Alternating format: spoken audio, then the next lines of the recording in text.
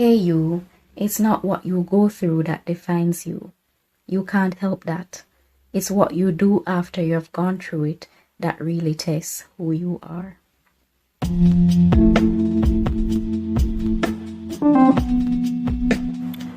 Are you feeling lost and oftentimes wonder, will anyone ever find me in this dark place?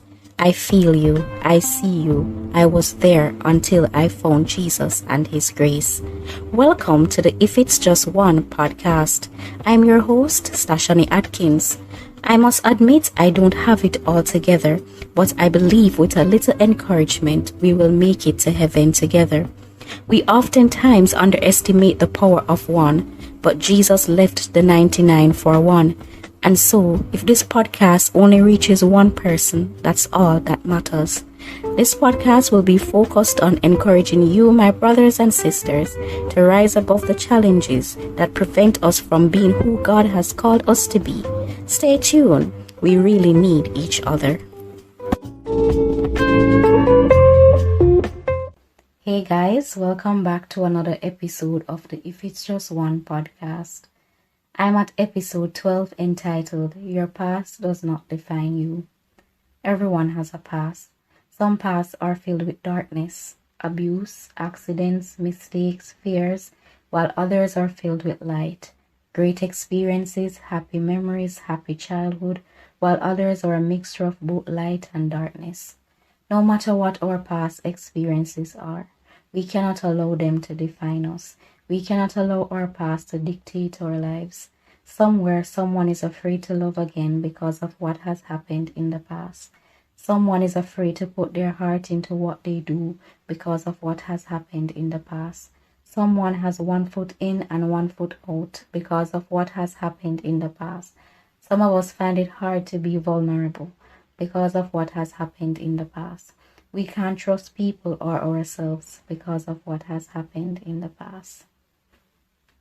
And that's what the devil wants. He wants us to stay stuck in the past because when we stay there, we're missing out on all the good things that God has in store for us in the present. He wants us to dwell on the opportunities we missed in the past because He wants to distract us from the new opportunities that are in our present. He wants us to continually beat ourselves up over the doors we allowed to close on us in the past, that we can't see the ones God has opened now. He wants us to dwell on the relationships that didn't work out, that we can't see the godly relationship that God has lined up for us. All of us are created by God for a purpose, and Satan's job is to prevent us from walking in that purpose. And one of the ways he does that is by trying to handcuff us to our past. And we know when we're handcuffed, it restricts movement. So we can't move on to what God has for us because we're being pulled back by our past. Every decision we make is based on our past because we're handcuffed to it. So how do I know if I am handcuffed to my past? You know you're handcuffed to your past when you keep allowing it to define you. Some of us might not have the prettiest past, but when we come to Christ, when we surrender everything to Him, He is able to give us beauty for our ashes. It's only in Him we are able to find our true identity. Our identity comes from God, and so if the devil at any point tries to tell you your past is who you are, that's a lie from the pit of hell. When we bring our broken pieces and lay them before God, He is able to make a masterpiece. When we bring our mess to God, He can turn that mess into a message. It was when I came to God I found out who I really was and that my circumstances do not define me. It was when God filled me with His Spirit that I realized my past does not define me. I always say sometimes all we need is a little glimpse of who we are and all we can do. Because when we get exposed to something, we cannot be unexposed. Because that's what happened to me that day. I got a glimpse of who I really was, and I just knew that the old life was not for me anymore. And every time the devil tries to whisper his lies, I will always remember that little glimpse. And I just want to thank God for my church.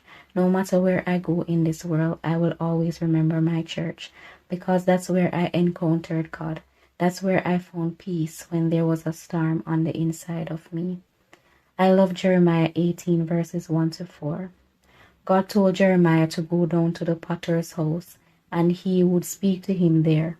And so Jeremiah went down to the potter's house and found him working at his wheel.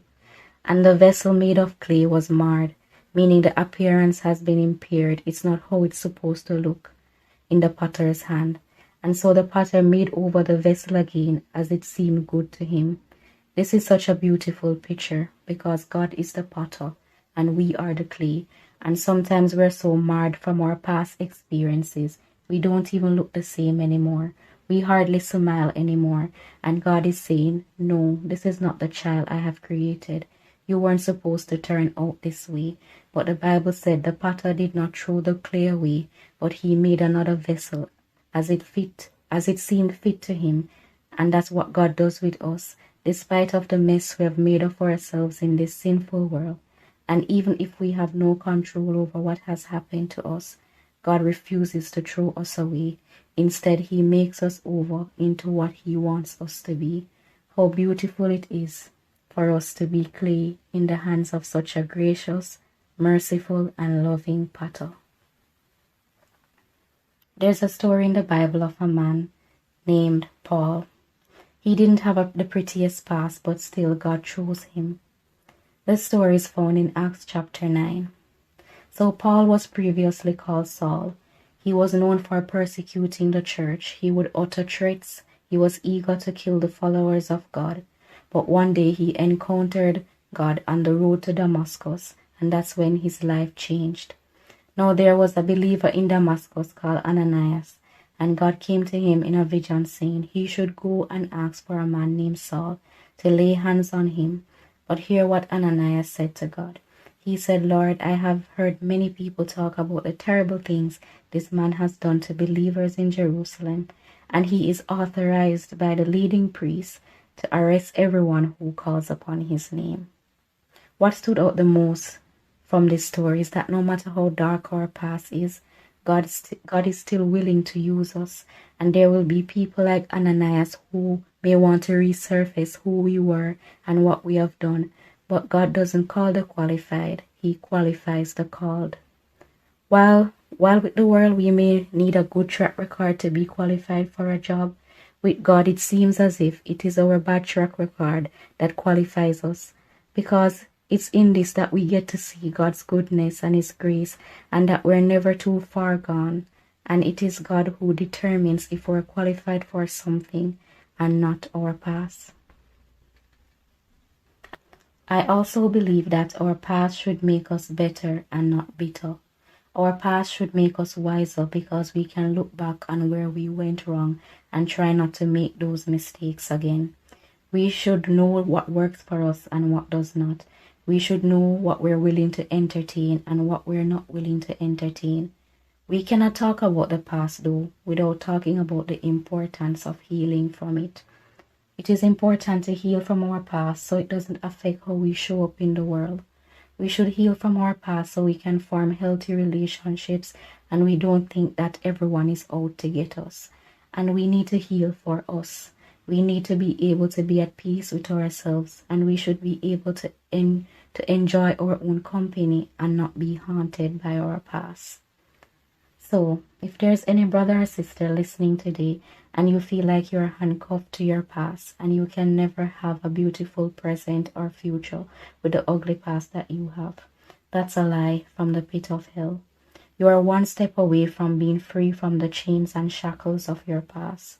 Just make a step towards Jesus today, the one who can make all things new, the one who will never reject you but will mold you and shape you into who he wants you to be. When you're touched by God, you will never be the same again. No criticism, no shame, no guilt will have power over you because you have got that glimpse of who you are and all you can be.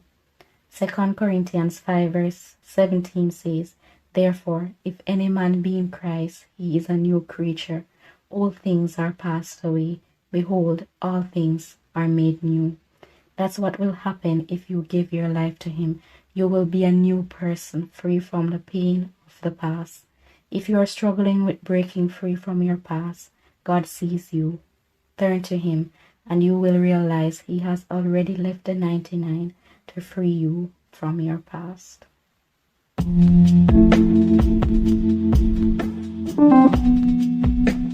So, if you have a testimony of how God has freed you from the pain of your past, please feel free to share in the comment section. If this episode has encouraged you, please like and subscribe and share with someone you think it will encourage. See you in the next episode. And remember, we need Jesus and we need each other.